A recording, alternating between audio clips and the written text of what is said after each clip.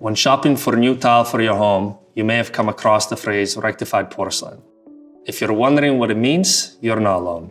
Today, I'll clarify what this term means and educate you on the differences between rectified and non-rectified porcelain tile. Hi, I'm Ricardo, tile purchasing agent with Arizona Tile, and I'm sharing all of my knowledge with you to ensure you'll be happy with your tile selection for years to come. If you haven't already seen the intro to tile videos we posted previously, go check them out so you can be sure to know everything you need to before selecting your new tile. Click the link in the description below to see the full playlist. And to be certain you don't miss any new videos, be sure to also subscribe to our channel and turn on the notifications. Rectified and non-rectified are simply industry terms to describe the edge of a tile.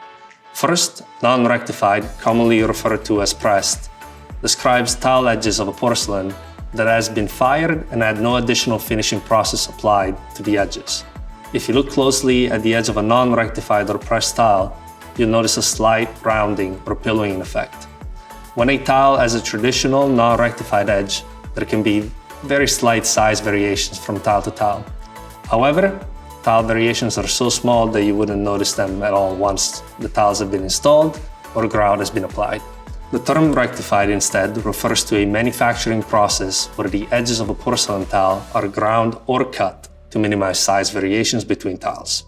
Why is this process done? When porcelain tiles are fired at high temperatures in the kiln, they can develop slight size variations due to normal shrinking and warping during the process.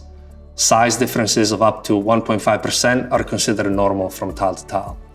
So, to ensure each tile is exactly the same size, rectification involves grinding, sawing, or laser cutting the edges of the tile.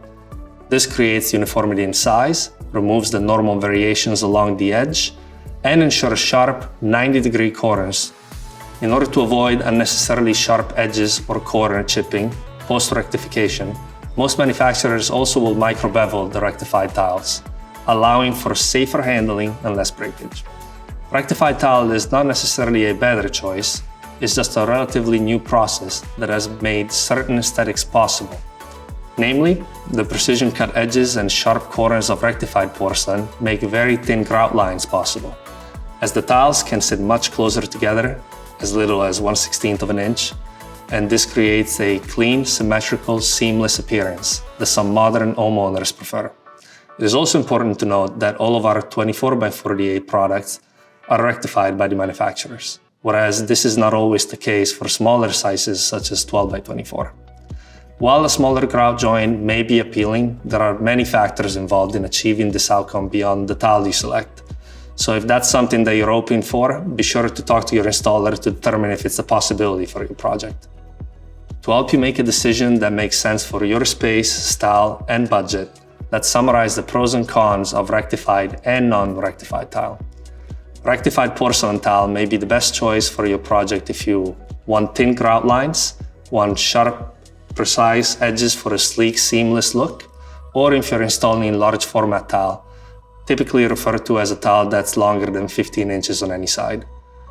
Non-rectified porcelain may be a good choice instead if you prefer standard width grout lines, want a more casual or rustic look, or if you're working with a smaller tile or a smaller installation area. Both edge styles have their benefits and will provide you with a gorgeous final install. I hope this has been insightful. In my next video, I'll go over the different options available for the body and the bisque of porcelain tile and why this matters for your project. Don't forget to subscribe to our channel, and I'll see you then. Ciao.